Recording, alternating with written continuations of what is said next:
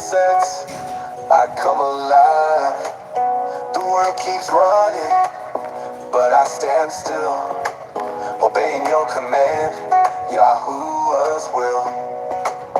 No working hands, no toilet ground, only peace and joy abound. A day of rest, a gift so true, Yahuwah, I delight in you. Shabbat shalom, a time of peace, a quarter sign that will not cease. I lay it down, I leave it all, and in your presence I stand tall. No buy or sell it, just pure delight in Yahuwah's rest from evening light. A day for worship, a time to be with family close and heart set free. I hear your voice in stillness deep.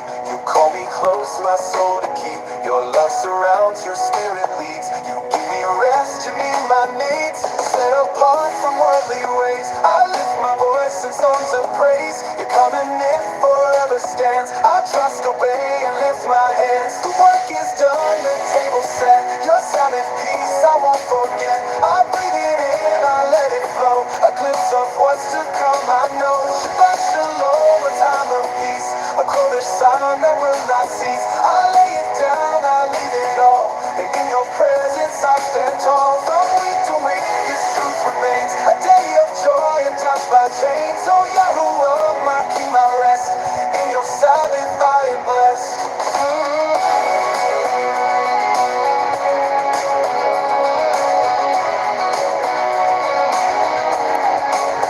No buying, selling, just pure delight in Yahuwah's rest from evening light.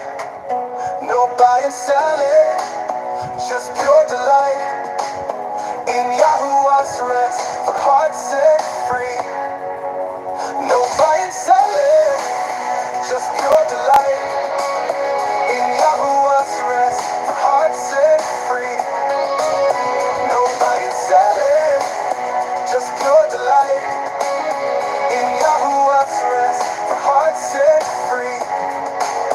From week to week, this truth remains, a day of joy and touched by chains. Oh Yahuwah, my King, my rest, in your Sabbath I am blessed. Shabbat Shalom, everybody. My name is Jason. I'm Caden. I'm Jaden. I'm Nicole. I'm Eli. And we are the Yahuwah and the Torah channel, and we can't thank you guys enough for being a part of this little itty bitty tiny table out in the middle of the jungle as we sit and we praise our Creator. And we are in the middle of the Feast of Unleavened Bread. And for everybody that is out there, if you're on a different calendar, before I even begin, let me high five y'all, right? Big old high fives, a big old hug, a big old congratulations, because I don't think we're ever going to agree on any kind of calendar at all. And so if you are keeping the appointed times to the very best that you see them, and that the Ruach HaKodesh has given you the understanding, then that's worthy of a high five. I don't think it is worthy of axes to the back. I don't think we need to fight about such a thing. Because even back in the days when you read the book of the Nazarene, Caesar and Pontius Pilate were talking about this, and they said that there was, you guys couldn't even agree on the calendars back then. And so there is a dispute, and there has always been a dispute. And if you want to know why there is such a problem, it's probably because the hands of Hasatan have blinded a lot of us to the ways that it should be. And the thing is, we are going to have a Messiah in the future. We have a coach. Coach is on his way. And when Coach makes it here, Coach is going to tell us that exactly what we have right and what we have wrong. And that is the difference between those who keep the commandments of our Creator and those who don't. Because when we take our very last breath, we will either be hoarded off into a place of dismal abode, according to the book of the Nazarene, or we will find a place of comfort. And so we have 120 years that we have been given as human beings that we are able to figure out the way forward. And the way forward begins with the first 5 books of Scriptures. The greatest things that anyone could ever possibly have in their lives is the foundational structure of Genesis, Exodus, Leviticus, Numbers, and Deuteronomy. And inside of these 5 books, you are going to find great knowledge. You're going to find the way forward. You will find out things that make our Creator happy and things that makes him very upset. And as we read through them and as we learn what makes him happy and what makes him upset, by default, we should go to the things that make him happy. And when we do that, we are in what the Bible calls a covenant. Now, a covenant path is simply an agreement that our Creator has given to us. And the agreement is as simple as this. If you are willing to obey the laws, statutes, and commandments of our Creator, he is willing to be our Elohim and to allow us to walk with him as his people. If we don't, then by default, we have chosen the hand of Hasatan. There's no middle ground. There's no left. There's no right. There's only the middle path. And the broad way that leads to destruction is what the Bible says is where most people find it. And so it is with that that we would like to welcome you guys to this Shabbat reading. And Cade, will you please open us up in prayer?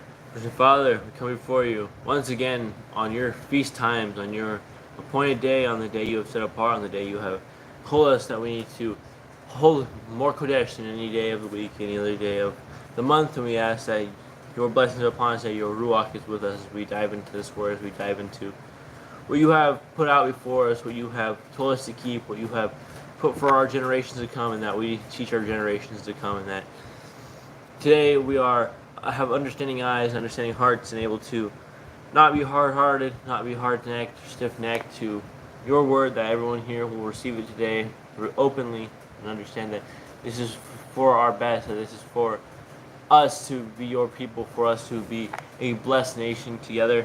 As we are separated, we are together through you. We are together seeking your ways and your words, and we thank you for all in your name. Amen. All right, Jade, will you please give us the Shema? Hear, O Yisrael, Yahuwah Elohim, Yahuwah is one. And you shall love Yahuwah your Elohim with all your heart, and with all your being, and with all your might. And these words that I am commanding you today shall be in your heart, and you shall impress them upon your children, and shall speak of them when you sit in your house, and when you walk by the way, and when you lie down, and when you rise up. And shall bind them as a sign on your hand, and they shall be as frontlets between your eyes, and you shall write them on the doorposts of your house and on your gates. Yes, sir. Thank you very much. These are beautiful words that we have been given, and they are part of the promise that we have, part of the understanding that our Creator is one. This week, I ended up infuriating a lot of people because when you are on YouTube, it's very, very easy to infuriate the people simply by saying our Elohim is one. That makes people very angry. When people say that Jesus and God are the exact same entity and you show them scriptures that shows they are not the same entity, that seems to make people very, very angry. So we either have a set of system and a set of rules and regulations and a set of readings which very clearly identify our Creator as one. And we also know he's a jealous Elohim. We know he doesn't want to share his deity with anyone else. So when we're talking about scriptures, I find it very disheartening when people are caught up into this Trinitarian concept. And the concept doesn't exist inside of scriptures. One person who was very angry said in the verses that when Messiah says he was before Abraham, and he's like, there he is, that's God right there. He was before Abraham. Well, that's what people don't understand because people don't read their scriptures. They believe that when creation was created is when the Son of the Most High was created. And it is very, very clear from scriptures that the Son of the Most High was with the Most High for a very long time. And so when he says he was before Abraham, that's the truth. It doesn't say he's Elohim. It doesn't make him God. And when you take our Messiah and you start praying to him, when you start creating him like your deity, then that becomes a very dangerous place to be. Because while you may be praying to Jesus, or you may be praying to who you call Yahushua, that is not who we are called to pray to. In fact, our Messiah Yahushua told us very, very clearly who we need to pray to and how we need to pray. And it's to our Father in heaven.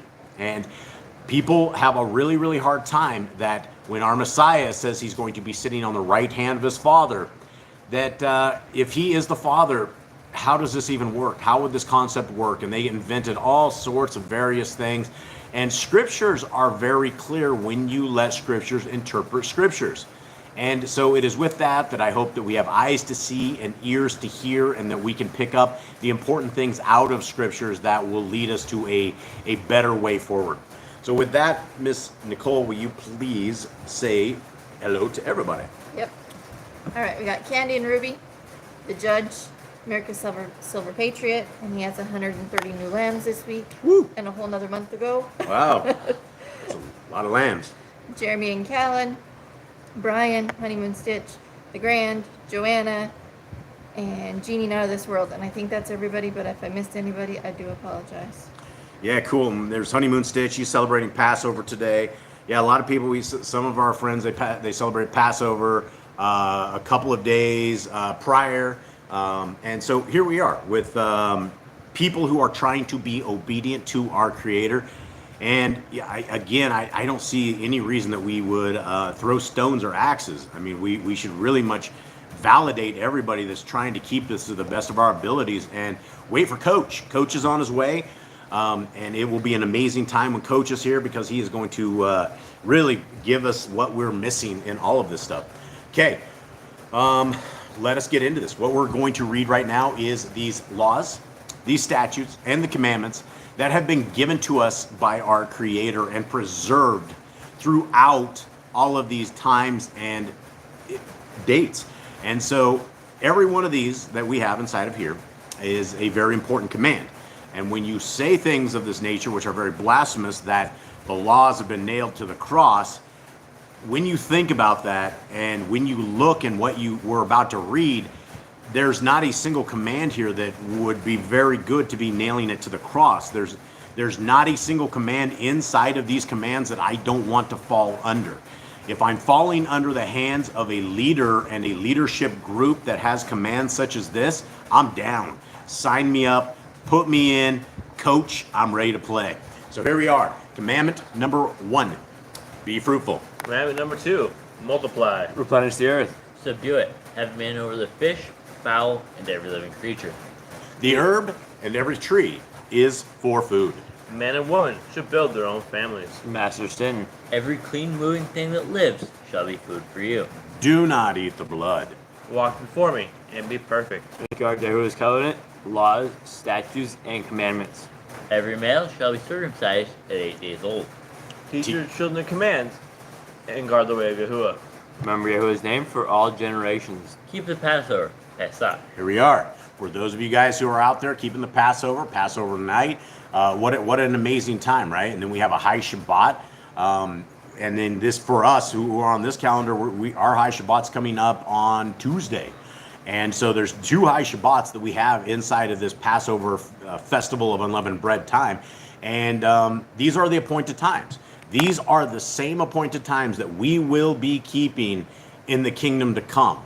This is why us getting into exercise with this and doing this to the very best of our abilities is the right way forward.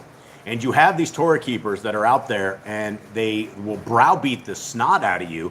And they're like, well, if you're not keeping the Passover on the exact same days that the Jews do, then you will, you're going to miss everything. Messiah's going to come back, and you're going to be left behind because you were on the wrong date. And I don't believe that's true. I don't believe I've seen anything inside of scriptures that our Messiah and his dad are anything like that. And so if you guys are keeping these appointed times, shalom, much love. Okay. Keep the feast of unleavened bread. There is one Torah for the stranger and one for the Hebrew. Sanctify all firstborn to Yahuwah. There are no mighty ones before Yahuwah. You shall not make graven images. Do not bring Yahuwah's name to naught. Keep the Shabbat. Honor your parents. Do not kill. Do not break wedlock. Do not steal. Do not make false accusations against your neighbor.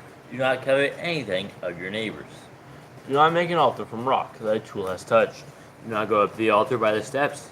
If a man steals cattle, he shall restore it 5 times. Yahuwah's laws for criminals. Do not lie with beasts. No sacrifices to other Elohim. Do not oppress the stranger, fatherless, or widow.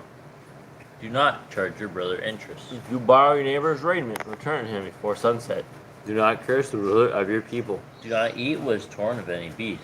No false report. Do not follow the multitude of evil. Do not judge unrighteously against the poor. Bring back your enemy's cattle, if you find it going astray. Help the animals of your enemy. Stay away from rumors and gossipers. Take no bribes. Do not oppress a stranger. Love the stranger. Give your land rest in the 7th year. Do not mention any pagan names. Keep the feast of Yahuwah. Do not cook your goat in his mother's milk. Obey the messenger of Yahuwah sent before you. Do not bow down to other Elohim. Serve Yahuwah. Make no covenant with other Elohim or outsiders of the land. Do not make use of anointing oil on an old person. Do not make use of perfume on an old person. Do not eat the fat. Do what you say you are going to do. Return what is your neighbor's. Obey Yahuwah's dietary laws. Women's time of separation. Obey Yahuwah's hygiene laws. And I'm going to go back to the obeying the Yahuwah's dietary laws. Now, I don't give too much credence to the WHO, but they said that there's 420,000 people that die every single year from contamination that has to do with shellfish and pig. And one of the things is that when basically 1 in 10 people that consume these kind of foods, pig and shellfish, get sick on a year-by-year basis. And you may not exactly go to the hospital sick, but you can get all sorts of tummy problems, you can get all sorts of digestive problems.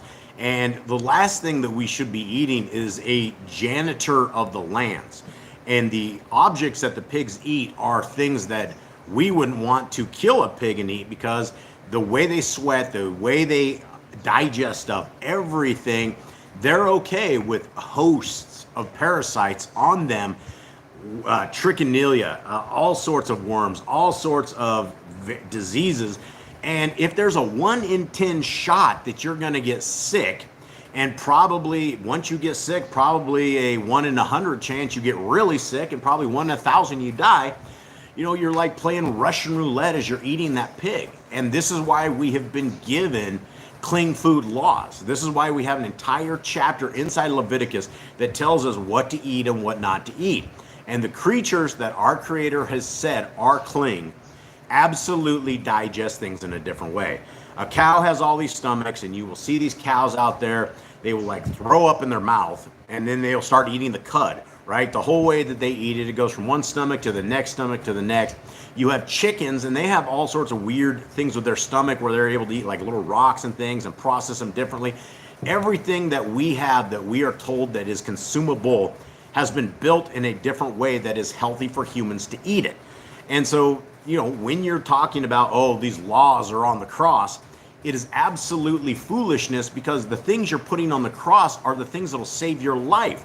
So at the expense of your own life are people freeing themselves from the greatest things that we could ever have. Continuing on. Where are we at, guys? I think we're on. Keep the Day of Atonement. Yom HaKippurim. Do not Hit it. do not uncover the nakedness of your family. Do not take your woman's sister for wife. Do not lie with a woman in her uncleanness. Shall not sacrifice your children to Moloch. Do not be a sodomite. Be Kodesh, holy. You know, let's just take the opposite of being Kodesh and holy, right? It's being unkodesh. So if the laws are on the cross and we don't need to be holy, there's no reason to be, imagine what kind of devil we are, right? People that have no moral compass when you're talking about the laws, statutes, and commandments of our Creator have the ability to go in a different way.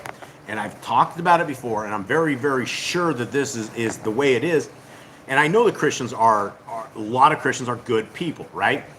But at the end of the day, when you don't have the laws of our Creator, you're only as good as the moral compass you're willing to hold. And some of these things inside of the moral compass that we're reading is don't have invalid weights and measurements. Don't rip people off. Now, when you've taken that and you put that on the cross, and Jesus will let you get away with anything you want to, and you have the sin card, you can become a very dangerous person. And you don't think you're dangerous, because you can just ask Jesus for forgiveness and it's all said and done. And again, asking Jesus for forgiveness is not biblical, and his name is not Jesus. His name is Yahushua. Continuing on. Do not reap the corn of your field, or you shall not glean your vineyard. Do not deal falsely or defraud your neighbor. Do not lie or be a liar. Pay your workers the day's wage they are due. Do not harm the disabled. Do not endanger your neighbor. Do not hate your brother. Rebuke your neighbor for his sin. Love your neighbor as yourself. Do not diverse your cattle. Do not mingle your seed. Do not mingle linen and wool. Do not lie with a taken woman. Do not eat the fruit of the trees for 3 years. Do not practice sorcery. Do not round your beard or the corners of your head. Do not cut yourself for the dead. Do not get tattoos. Do not prostitute your daughter. Do not defile your temple. Do not consult the medium. Respect your elders. Have correct weights and measures. Do not walk in the manners of the nation. Keep the feast of first fruit, Shavuot, one more count, Pentecost. Keep the Feast of Trumpets, Yom Teruah. Keep the feast of Sukkot, Shemini Atzeret. If you blaspheme the name of Yahuwah, you shall be put to death. If you kill your neighbor's animal, you must give him another. Repay injury for injury. Honor the Yobel of the Jubilee year. Confess your sins to Yahuwah and repay who you have trespassed against. The Torah being Nazir. Wear easy on the four corners of your garments. The law is whoever touches a corpse. Follow Yahuwah's Torah of inheritance. The law of keeping your oath to Yahuwah. Do not add or take away from the word. Guard your soul. Learn to fear Yahuwah. You shall love Yahuwah with all your heart. Bind the laws upon your hand and the frontlets between your eyes. Write the laws on your doorpost. Do not tempt Yahuwah. Do what is right and good in the sight of Yahuwah. Do not be afraid of your enemies. Remember Yahuwah. Circumcise your heart. Cleave to Yahuwah. Swear by his name. Destroy graven images. Do not make an idol of Yahuwah as the pagans do to their Elohim. Rejoice in all Yahuwah has blessed you with. Do not do what is right in your own eyes. Do not hearken to the words of false Nebium. Do not make any balls between your eyes for the dead. All right, so my point of throwing the laws on the cross, the command we have, do not do what is right in your own eyes. Imagine this, right?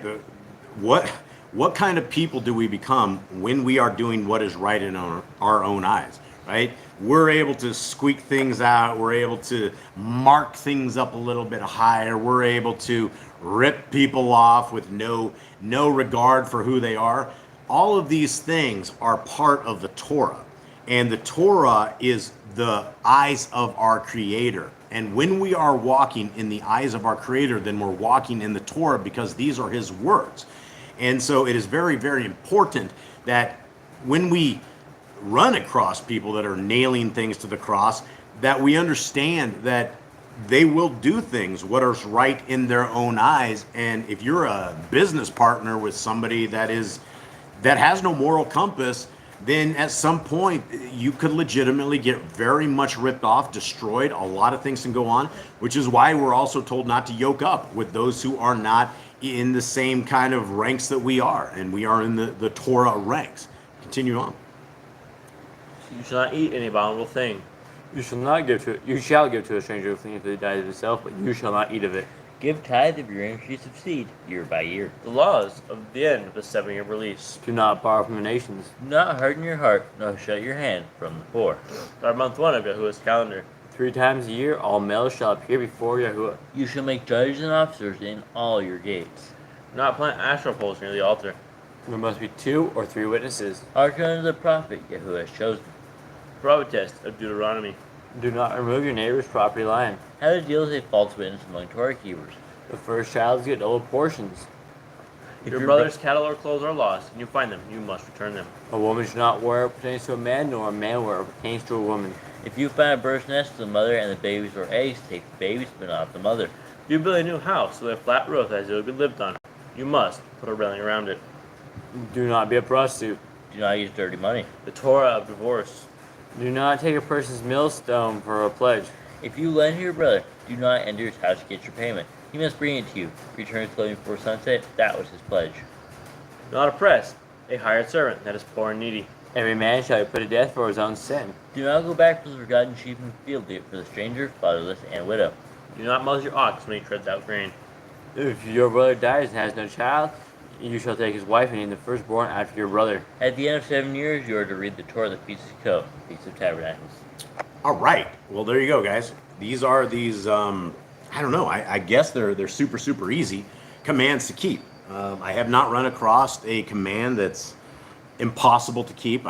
Sometimes there's commands that you have to readjust your life with, or sometimes there's commands that you have to realign your thinking with, because your thinking doesn't go along with the thinking of our Creator. But at the end of the day, when you adjust yourself and your life to these, then you're walking this covenant path. And this covenant path is an amazing path, because we have security that we have a hope once our last breath has been taken. And for those who are walking these lands and you're Torah-less or you're lawless and you just don't care about the laws of our Creator, why would our Creator ever care about you? Why would he ever want to take you into his realm of forever when you have not passed the test of right now? And this test of right now, we all have been given 120 years to pass this test and to be able to find our way forward. Okay, so here we are. We are into the book of Numbers, and it is, we are, cruising through the Torah very quickly as we go through these on the Shabbat. Jade, will you please, or anybody, please give us an update of where we are to this point? We are still wandering in the desert. We have now been cursed for 40 years to wander in the desert. And the people were supposed to go spot the land and give a report. And there was great things, but they saw the giants. And they scared the camp. The entire camp said, let's turn back to Mitzrayim. Let's go back to our land of slavery. We are safe there. We're going to die at the hand of these creatures. And the entire camp freaked out. Basically, everyone sent into a panic. Joshua and Caleb said, we can do this. Yahuwah has delivered us before, but the other 10 people scared everyone else. So now they got cursed, and Yahuwah told them there'd be 40 years they would be that from the land. They'd never see it. The people they were afraid they were going to kill them, their children would be the ones who just to kill them and to go into the land. And then we found some guy out in the wilderness picking up sticks on a Shabbat. On a Shabbat. And he got stoned, and Yahuwah said, kill him, throw the rocks at him, so they hit him with rocks. And then we also become a man to wear tzitzit, which are the tassels on our four corners, they're blue cord. So yep, and that was a big thing. And so I want to touch up on the tzitzits a little bit, because this is one of these things that there's not a lot of history onto what we're just about to read.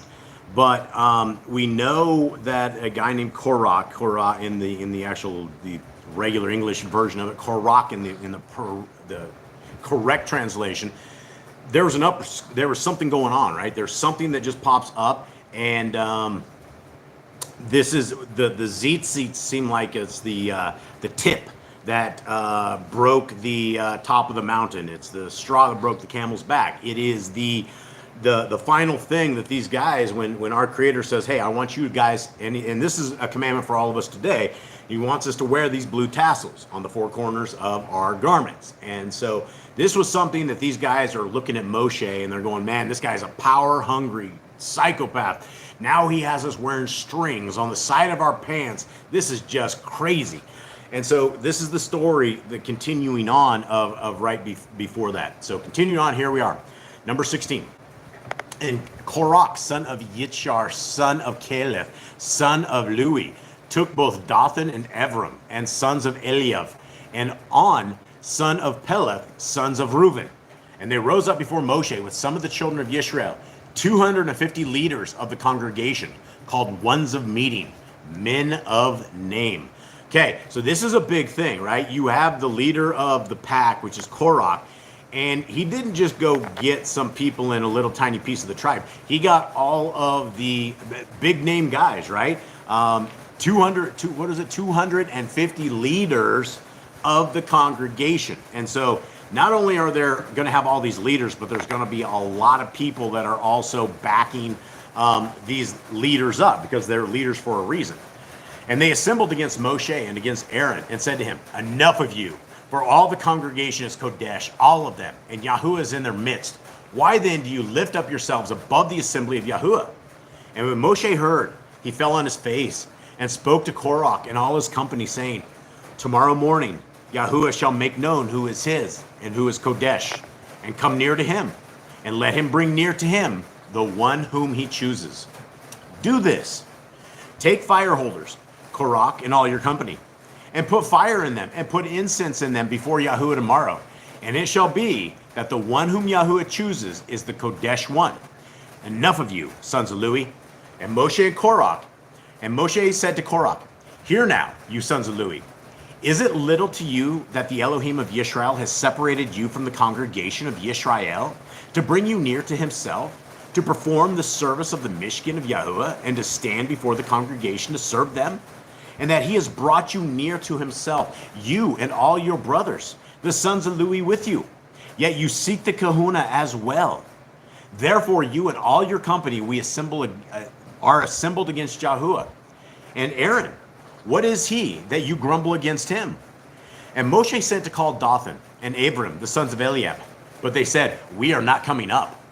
Is it little that you have brought us up out of a land flowing with milk and honey to kill us in the wilderness, that you would also seize total rule over us?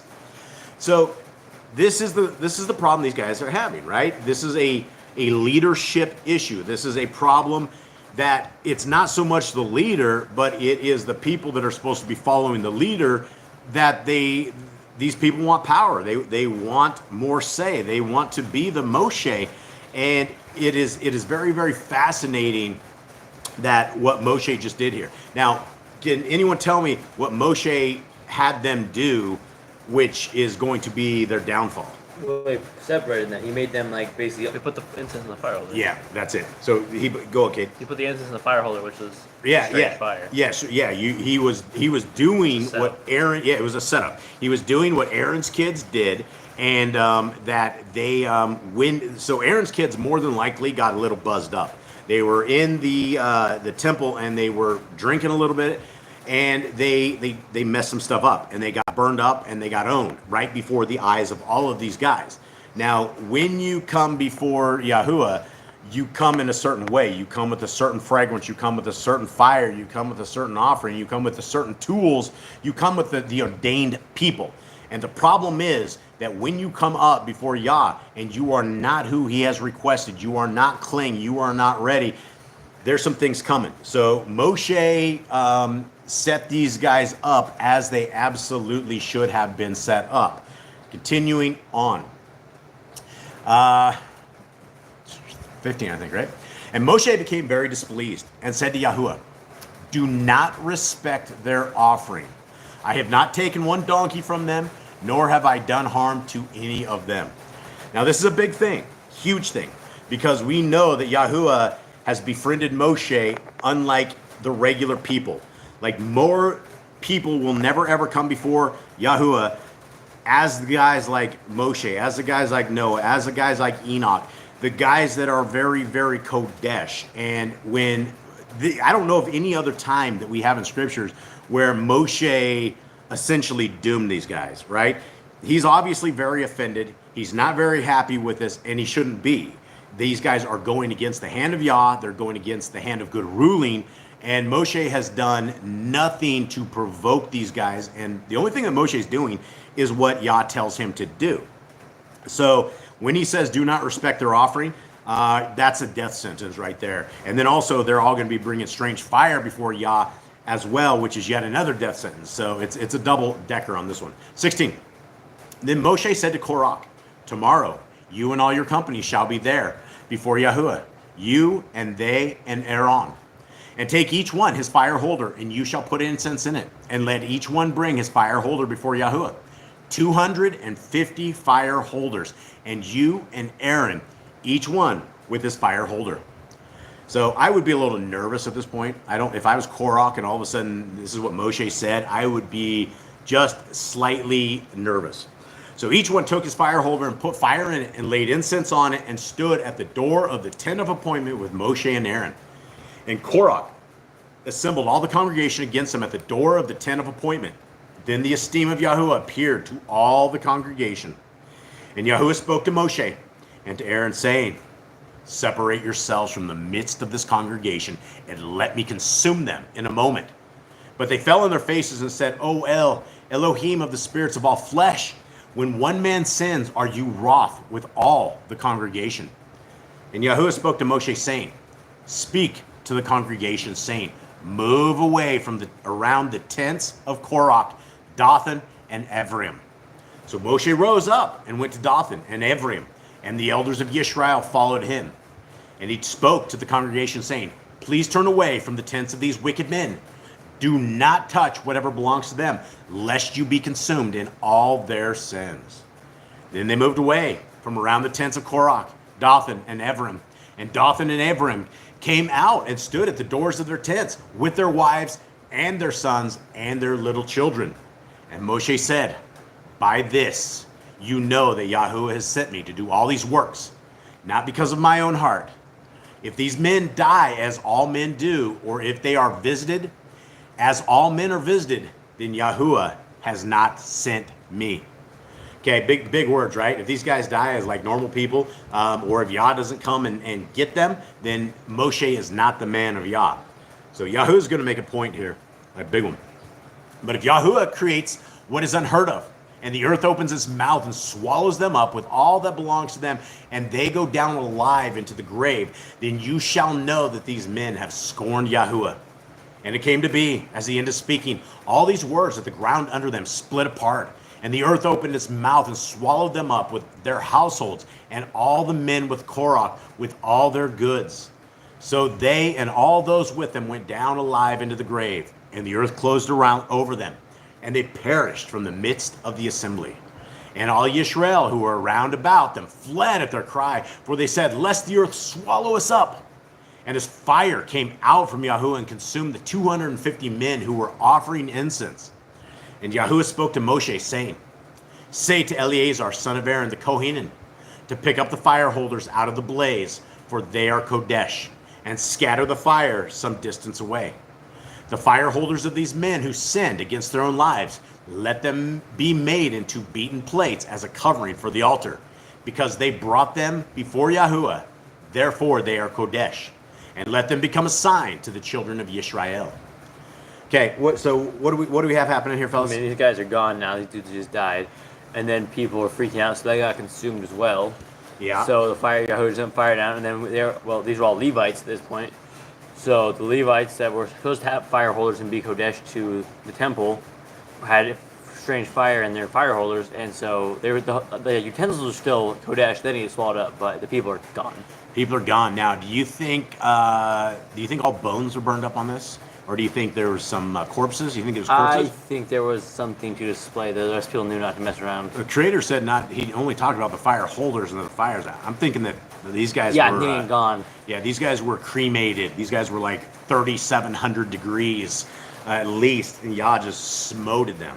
Okay, and it's hard to burn bones, just so anyone knows. I don't know how many of you guys are able to burn your lamb bones, but it's not an easy task. And so the fact these guys were all gone is something to definitely consider. Okay, 39, right? Yep. And Eleazar the Kohen took the bronze fire holders which those who were burned up had brought, and they were beaten out as a covering on the altar. A remembrance to the children of Yisrael that no stranger who is not of the seed of Aaron should come near to offer incense before Yahuwah, and not be like Korah and his company, as Yahuwah had said to him through Moshe. And again, this was the hand of Moshe delivering justice through the hand of Yah. And Yahuwah, when you have best friends with Yah, and he says, make sure that this is dealt with, Yahuwah made sure it was completely dealt with. 41. But all the congregation of the children of Yisrael grumbled against Moshe and against Aaron on the next day, saying, you have killed the people of Yahuwah. And it came to be, when the congregation assembled against Moshe and against Aaron, that they turned toward the tent of appointment, and see, the cloud covered it, and the esteem of Yahuwah appeared. Now these guys, we know they're stiff-necked, right? We know they're stiff-necked. But at some level, and again, I don't want to judge the people of old, but these people just saw a mighty miracle just happen. The earth just sucked down some live people screaming as they're falling in, all their pots and pans and household stuff. It's all just dropping down in this thing. And fire burned up the rest of these people. And they still had the gall. They still had the ability to come and complain. And I find it very, very fascinating. These people are seeing miracles that none of us have ever seen. And I don't know so much as I would be a part of that. I hope I wouldn't. Continuing on. 43. And Moshe and Aaron came before the tent of appointment. And Yahuwah spoke to Moshe, saying, arise from amidst this congregation, and let me consume them in a moment. And they fell on their faces. So Moshe said to Aaron, take the fire holder and put fire in it from the altar and lay incense on it and go. Hurry to the congregation and make atonement for them, for wrath has gone out from Yahuwah. The plague has begun. And we don't know what kind of plague this is. Anyone want to take guesses? Let's take guesses what could have happened. I think it started dropping. Feet start burning, skin burns, Maybe. like rashes all over. It could be a leprosy. Like a super quick leprosy, turbo cancers, like owning everybody that's out there. Yeah, all sorts of stuff going on with this. Yeah, it can be horrible stuff. This is why you do not want to fall into the hand of our Creator. It says in our Torah, do not tempt Yahuwah. This is all tempting Yahuwah, right? Every time that you go second guess our Creator, every time you second guess His ways, we are tempting our Creator. And for the individual that designed us, it is very, very scary because there's a lot of very, very bad things that can happen to people. And you can see it from scriptures. Which king was that? The one that rotted away. Do you guys remember that one? The one that smelled so bad. It was Pharaoh. It was Pharaoh from A different Pharaoh? Yeah. Do you guys remember that one? There's another king. I remember there's another king. I think it was a king. Pharaoh right before Moses' time. I think there was another guy. There was a king. If you guys can remember in the chat, let me know. But there was another king that rotted away, and I'm pretty sure it was in and around David's time. Look that up for me. Which one was stunk so bad they stuck him in, they couldn't get rid of him. It wasn't a pharaoh though, it was a king. So we'll find that here in a second. Continuing on, 47. And Aaron took it as Moshe commanded and ran into the midst of the assembly and saw that the plague had begun among the people. And he laid on the incense and made atonement for the people and stood between the dead and the living. And the plague was stopped. So there's obviously, the plague was super, super fast. People are already dead. And he laid on the incense and made atonement for the people and stood between the dead and the living.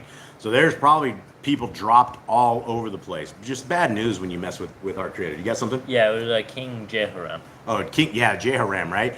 And he was so bad that he was really, really bad. I think he nuked a prophet. I think he did some really, really evil stuff. And at the end, Yah decayed him. He was so stinky that they didn't even put him in the tombs of the kings because he was that defiled. And so really a lot of very good reasons to not tempt our Creator.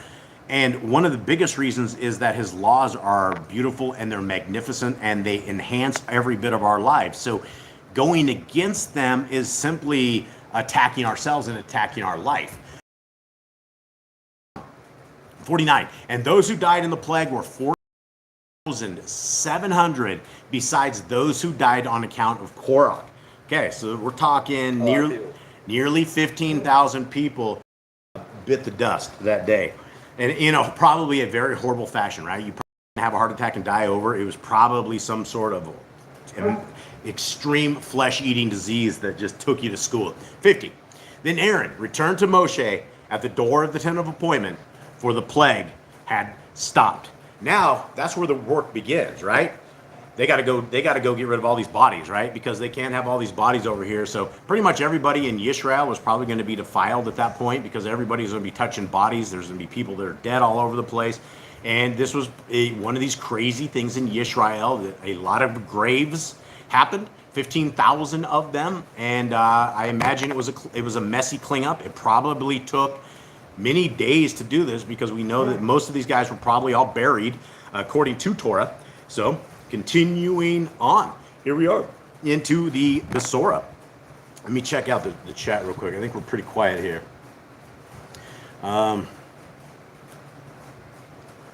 Yeah. Okay, here we go. I think we're good. So we are into the book of Marcos, and we are with our Messiah as he's walking around. We have Pilatus in here so that we know that we are getting towards the end. So anybody, let's do a quick recap of where we're at. Give me a breakdown, if you will, please. So we had Yehoshua, who was preparing for his death, told his disciples that he is going to die, that he's going to be delivered up to the hands of men, and he will die and be raised up in 3 that they said, no, that will not happen. They'll all defend him till the end. They will all be with him. And they said, no, you're all going to betray me. And you told Peter you're going to deny me. Before the rooster crows, you're going to deny me 3 times. And he did. He left him, and they are beating Yehoshua, questioning Yehoshua. They are doing horrible things right now, trying to put false witnesses, false evil onto him, and they are trying to get him to be killed for this and that. Yeah. Okay. All right. Well, there we go. Anyone else? Eli, you got anything? I don't think so. You have anything on this? I don't think so. Okay. All right. Well, here we go. Let's roll into this. Sorry, guys. We have 9 pit bulls, and so sometimes they get rowdy or ambitious, or sometimes the kids aren't petting them like they want to be petted as we are sitting here, and so they will dispute and make a ruckus. And so let us begin. Mark 15. And immediately in the morning, the chief Kohen took counsel with the elders and scribes and all the council, having bound Yahushua. They led him away and delivered him to Pilatus. And Pilatus asked him, "You are the sovereign of the Yehudim?" And he answering said to him, "You say it." And the chief Kohen accused him of much, but he made no answer. And Pilatus again asked him, saying, "Have you no answer? See how much they witness against you?" But Yahushua still gave no answer, so that Pilatus marveled. And at a festival he released to them one prisoner, whomever they were asking. And there was one called Barabbas, chained with his fellow rebels who had committed murder in the uprising. And the crowd, crying aloud, began to ask, as he had always done for them. But Pilatus answered them, saying, "Do you want me to release for you the sovereign of the Yehudim?"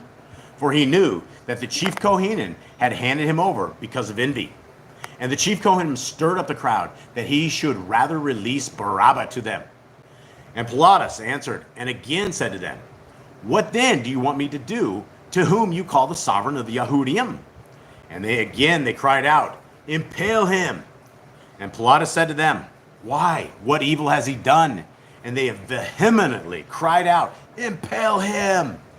And Pilatus, wanting to satisfy the crowd, released Barabbas to them. And having whipped, he delivered Yahushua over to be impaled. Now Barabbas was he was under lock and chain for running a sedition. He was also a murderer, a multiple murderer. We get in several different accounts that this dude Barabbas was a dude that belonged on death row. Like, if there is somebody that does belong on death row, this is the dude that belongs there. And he's just not a nice guy. And the thing about this was, you have the Creator's son, the coach of the universe, the Messiah of all who are willing to be led by our Messiah. And from Scriptures, we know that he's gentle, he's humble, he's eloquent in his understanding of the Torah. He is absolutely the right guy for the job that we're looking for. And these guys, they just released this crazy murder. And this dude, Barabbas, he probably killed half of them before they ever got him later at the end, right? There's definitely something. There's probably more stories of Barabbas, but there we go. They release the demon, and they seize our Messiah. 16. And the soldiers led him away into the court, which is the palace, and they called together the entire squad and decked him with purple. And they plaited a crown of thorns, put it on him. And they began to call out to him, "Greetings, sovereign of the Yehudim." And they kept beating him on the head with a reed, and were spitting on him and bending the knee. They were bowing down to him. Complete mockery, right? This is a complete sham. This is just this is terrible, right? This is, we all have, a lot of us have been indoctrinated in public schools, always have these fears of the public schools of having to fit in and all of this stuff. This is like the public school times 1,000. This is where they actually grab a hold of you and they mock you and they destroy you and they put you on the pedestal. And Messiah became a joke to these people for quite a bit. And the fact they're spitting on our Messiah, the fact they're cracking him over the head when he has a reed of thorns on his head, we're talking whatever they were doing was inflicting blood. This is probably, most of us would definitely probably pass out at this point. They are beginning the bloodletting process of this, and our Messiah was literally beaten to a pulp before they ever put him up on the tree. Continuing on, and they kept beating him on the head with a reed and were spitting on him and bending the knee. They were bowing down to him. And when they had mocked him, they took the purple off him and put his own garments on him and led him out to impale him. Now, guys, when they would have taken this purple off of him, this would have been matted in pus, blood, sweat, this would have probably been somewhat peeled off of him. And then they put more garments on him. And for those who understand what bandages and such are, it's going to basically bond that clothes into these open wounds. And this isn't a good thing that is on there. It's going to be extremely painful, extremely painful. 21. And they compelled the passerby, Shimon, a Curion, coming from a field, the father of Alexandrus and Rufus, to bear his stake. And they brought him to the place Golgotha, which is translated, place of a skull. And they were giving him wine mixed with myrrh to drink, but he did not take it. And when they impaled him, they divided his garments, casting lots for them, what each one should take. And it was the 3rd hour, and they impaled him. And the inscription of his accusation was written above, the sovereign of the Yahudim. And with him they impaled 2 robbers, one on his left and the other on his right. And the scripture was filled, which says, and he was reckoned with the lawless. And those passing by were blaspheming him, shaking their heads and saying, ah, you who destroy the Mishkan and build it in 3 days, save yourself and come down from the stake. This is one of the reasons that Messiah is the Messiah and why I'm not the Messiah, right? This wouldn't have happened with me. This would have been over, game over. If I had the power of legions of people, the first time they spit on me and cracked me in the skull, they would have all been chained to walls. It would have not been good. I would have destroyed every single one of them, which again is why we have a Messiah who was able to basically all the way to the end of his life. It was a terrible life. From all the stories I can read in scriptures, it was not a life of comfort. It was not a life of ease. It was a life of confrontation. It was a life of everybody challenging him. And it's hard to find any kind of peace when you are in a life like this. 31. And likewise, the chief Kohen and the scribes, the guys from the temple, right? These guys are supposed to be the holy religious people, mocking to one another, said, oh, he saved others. He is unable to save himself. Hamashiach, the sovereign of Israel, come down now from that stake so that we see and believe. And those who were impaled with him were reproaching him. And when the 6th hour came, darkness came over all the land until the 9th hour. So a lot of stuff that's happened, right? This is obviously some sort of a extracurricular eclipse that happened at this point, or something. You know, you wouldn't even need an eclipse. You got the power of our Creator. He can turn the sun off when he wants to. But more than likely, this was some sort of an eclipse that just happened to happen about the same time. And so we have 3 hours of darkness, at which point I think everybody who was sitting on the ground mocking our Elohim's son would all of a sudden get some sense that something supernatural was happening. But we don't know if that happened. Okay, and at the 9th hour, what time is the 9th hour, Mr. Cole? It's 3. 3 o'clock? All right. So we have at the 9th hour, 3 o'clock in the afternoon. And it's interesting, you know, isn't it interesting timing that we're in the Passover season and we're actually going through this right now? I find this very interesting timing. I mean, we could be on any chapter at any point at anything, and this just happens to lead us into this. So the timing of our Creator is amazing. And at the 9th hour, Yahushua cried out with a loud voice, saying, Eli, Eli, lama sabachthani, which is translated, my El, why have you forsaken me? Okay, I probably shouldn't bring up the Trinity thing right here because this is such a dramatic piece of this story, but I have to, right? We have to talk about this. Why is the Son of the, if this is God on the cross, why is God talking to himself and saying, why have you forsaken me? Is it possible that we are forsaking ourselves, right? Is this even possible? Or do we need to take scriptures for what scriptures say? And this is the Son of the Most High talking to his dad, who is his Elohim, as well as our Elohim, asking him why he has forsaken him. And some of those standing by when they heard it said, see, he is calling for Eliyahu. And someone ran and filled a sponge with vinegar and put it on a reed and offered it to him to drink, saying, leave him. Let us see if Eliyahu comes to take him down. And Yahushua cried out with a loud voice and breathed his last. Okay, so let's take this to the Passover, Mr. Cole. What is this? What is this time right here, the timing? What do we have? It's when the lambs are being slaughtered. Right, and so this is literally the Passover lamb that is being slaughtered on this time. Now, Mr. Cole had a whole bunch of other stuff because she was doing some more reading, and so I thought she would like jump into this. But she just kind of looked at me like, well, what are you doing, Jason? What do you want? What do you want from me? And so that's something very, very interesting, guys, that we have is this is the fruition. This is the fulfillment of the appointed times. This is our sacrifice. This is the perfect sacrifice, right? This is the perfect lamb. That same Passover lamb that saved all of these people back in the day. This is the same Passover lamb that is going to be saving us. It is by his blood, it is by his death, burial, and resurrection that he has fulfilled this, and he has become that Melchizedek priest, that Hebrews priest for us, that is not a man-made priest, a priest that is completely ordained by the Most High. What do you got? Nothing? Nothing. Mystical has absolutely nothing. Okay, all right, so anyone here around the table, anyone have anything at all? No, this is the beginning of the Passover, so basically the lambs have been slaughtered. They were supposed to be cooking it up at this point. You're slaughtering it right slaughtering, now. yeah. This So at 3 p.m. is when you're supposed to be She slaughtering. speaks. Thank you.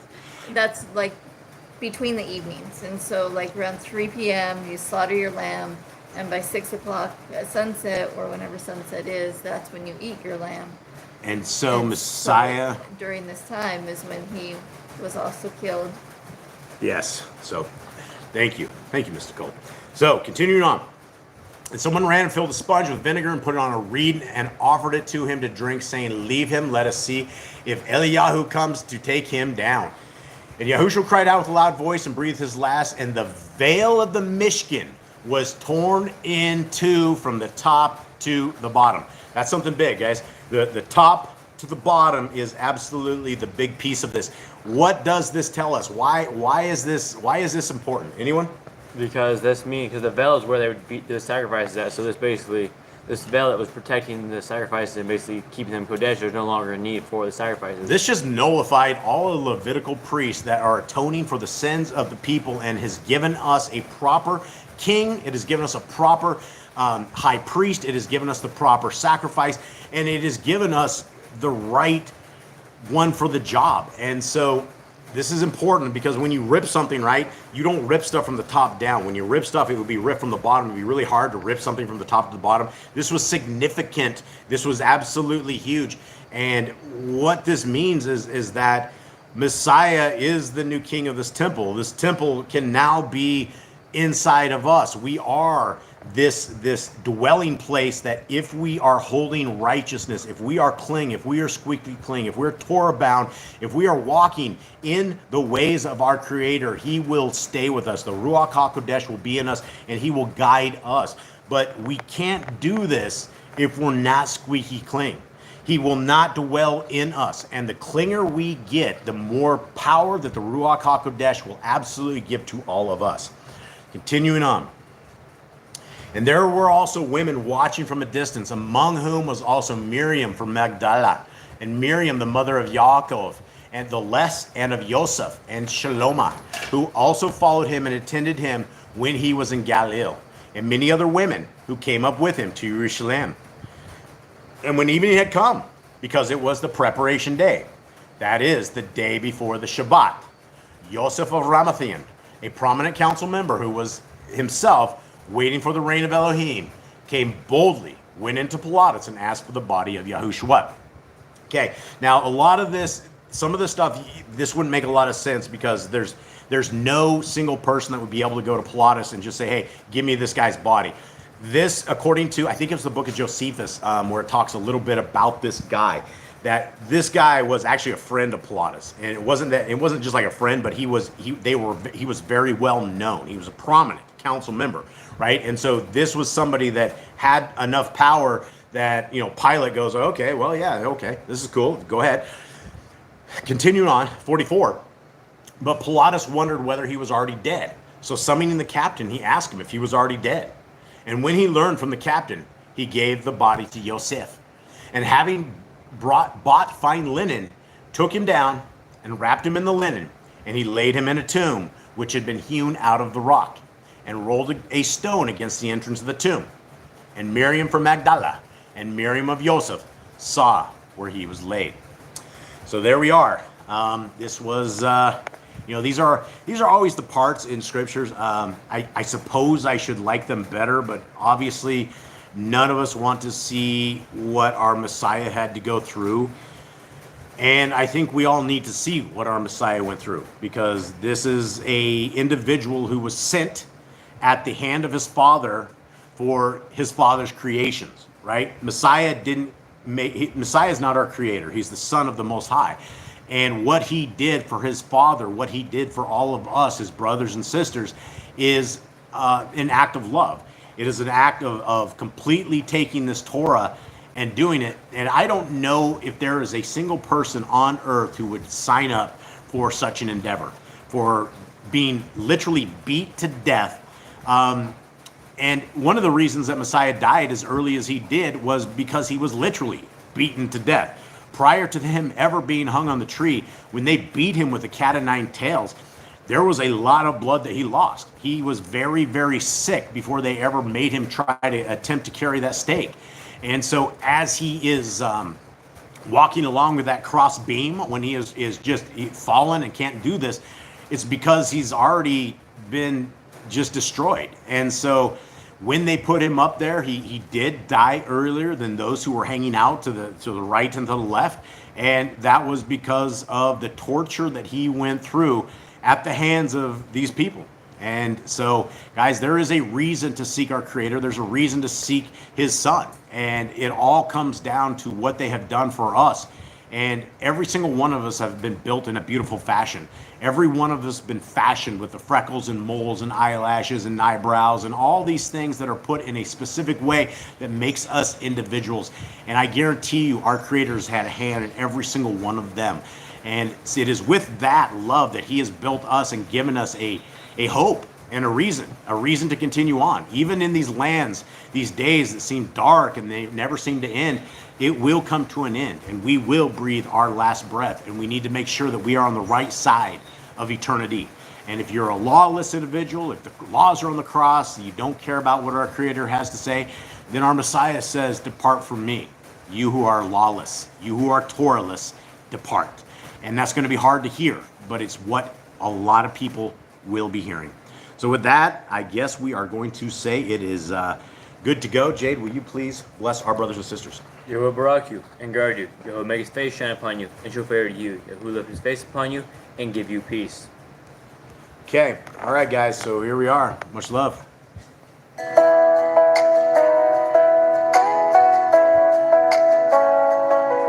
Walking steady on this road you made. Every step guided by your ways. When I listen close, I understand all your truth held in your perfect plan. Rising higher than before, lifting praise from deep in my core. Lifting praise, Yahuwah, your presence sets me free. Dancing wild 'cause you're all I need. My heart alive with pure delight as I move within your light. Dancing, praising, celebrating.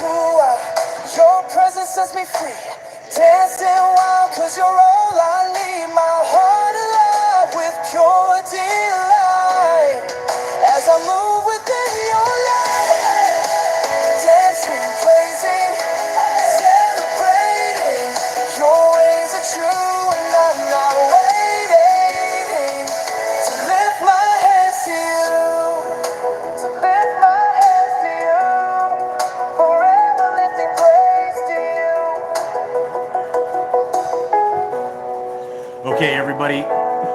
We love you guys. We appreciate you all. May Yahuwah bless you and keep you. May his light forever shine on you. May his mercy forever encounter your life. May we all high five each other in this kingdom to come as we celebrate that we are worthy of keeping the laws, statutes, and commandments and willing to be obedient.